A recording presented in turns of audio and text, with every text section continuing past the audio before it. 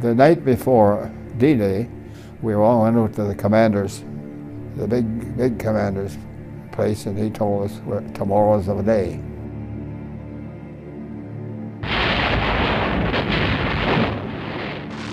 It was a very serious moment. It's something that we had been waiting for years, and now was our chance. It had to be a success. We had to get onto the continent to end the war. June 6, 1944, on this beach in Normandy, France, would turn the tide of history. Operation Overlord, or D-Day as it's now better known, was the largest seaborne invasion ever attempted. The mission to break through Adolf Hitler's fortress Europe using 50,000 vehicles, 11,000 aircraft, 5,000 ships, and 150,000 Allied troops. Of those, 14,000 were Canadian, all of them volunteers. World War II was really an attack on evil. I mean, absolutely 100. Morally, that's why it was a success. People were prepared to make the sacrifice. In those days, if some people say that, oh, they're not afraid of this, they're just lying, because you are afraid, because you're more or less living from day to day, because you don't know what's going to happen. I honestly would think twice about joining up if I knew that we were going to get in that kind of battles. Despite the invasion's unprecedented size and scope, victory was far from certain. It was estimated by some planners that they could suffer as high as 75% losses in making their attack. And that really puts this in perspective. Could you imagine today if a Canadian Army commander said, we're going to be doing this mission and we expect to have 75% casualties? I mean, it's a totally different time. It was total war. Their main cause for concern, the Nazis' so-called Atlantic Wall, arguably the greatest military fortification ever built. Pieces of Hitler's Atlantic Wall still dot the beaches of Normandy. 75 years ago, this wall contained millions of mines, machine guns, and bunkers stretching more than 5,000 kilometers from France to Norway. The Atlantic Wall wasn't actually a wall per se, shaped more like a pearl necklace with 15,000 reinforced concrete structures dotting the coastline, backed up in some areas by layers of heavy weaponry. Built in less than 3 years, mostly with forced labor, 1.2 million tons of steel and 17 million cubic meters of concrete. That's enough to build more than 400 CN towers. Nazi propaganda bolstered the image of an impregnable fortress, though German commanders such as Erwin Rommel quietly expressed concerns about its ability to withstand an attack.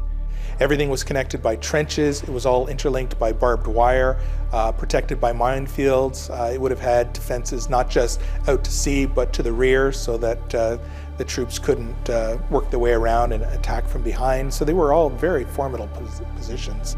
And probably nowhere more formidable than the coast of France, and in particular, the port of Calais, the narrowest part of the English Channel, just 30 kilometers separating Britain from Nazi-occupied territory. Hitler was certain that this was where the Allies would strike. That misbelief was fueled in part by the Allies' so-called Ghost Army, an Oscar-worthy collection of fake inflatable tanks, phony army camps and airfields, combined with bogus radio traffic, used to trick the Nazis into thinking Calais was indeed the target. The Phantom Army, this spoof, was so successful that the Germans kept their entire army in the Pas-de-Calais region until late June, early July, because they still expected that the main invasion was going to be there. In truth, the Allies had other plans. The Canadians, the British, and Americans would storm the beaches of Normandy, an 80-kilometer front, using code names: Omaha and Utah for the Americans, Gold and Sword for the British, and for the Canadians, Juno Beach. 10 kilometers long, home to 3 villages. Not quite as well protected as Calais, but a longer journey on choppy seas. The worst weather in 20 years forced the Allies to delay the attack for days. I was seasick. We were all, I think, seasick. You know, it was a stormy weather, and there was 4 inches of water on the deck. The Allied navies wanted to approach the beach at low tide to avoid running into these. Thousands of traps set by the Germans meant to sink the ships. But the lower tide also meant that the Canadian soldiers had to get out of their boats sooner and make a run for it. They were completely exposed, in some places for hundreds of meters, before they even reached the beach. And some of them never did. At dawn, the warships moved in with the big guns, bombing the beaches, hoping to rip through the Atlantic wall. After a couple of hours, the firing ended, and the landing craft, packed with thousands of soldiers, headed for the beach. I was the last one to get on the landing, to be on the landing craft, and the first one to come off. We're just, they put the ramp down, we landed in about 9 inches of water. They arrived to discover the bombardment had failed to destroy most of the enemy positions. The soldiers came ashore, wading through chest-high seas while dodging bullets. And it's scary. I was scared shitless. I managed to get ashore. I don't know how, but I didn't have any weapon. I crawled up on the beach. Basically, I landed with a knife, fork, and spoon in my pocket. That's all I had. Your world is about 10 yards, eh? That's your world. That's what you're looking at. And all you got to see was everybody scrambling for themselves, and everybody's doing what they're supposed to, going forward. They were going forward, scrambling out of the water and going forward.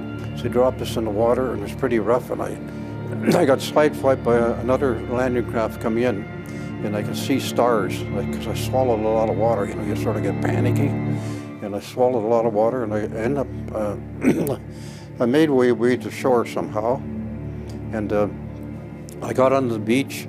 I scrambled, and one of the people ahead of me had been shot.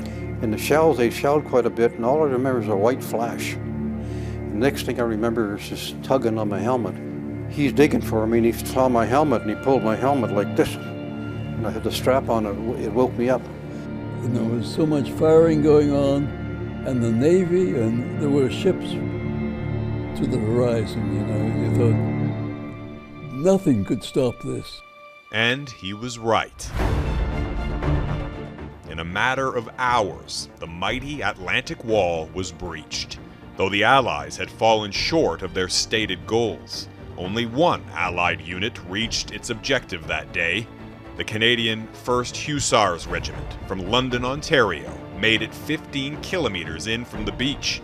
We were fortunate in that we were late landing because of the storm. And so when we did land, we were supposed to land, I think it was 3 hours sooner than this. So the beaches were pretty clear. Most of the fighting had gone off on the beaches, and the poor infantry people had taken quite a beating.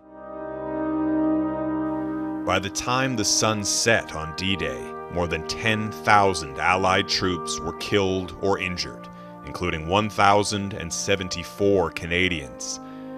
The dead are still there, buried in Normandy's 18 Commonwealth War cemeteries. The youngest Allied troop killed on the Western Front, this Canadian, just 16.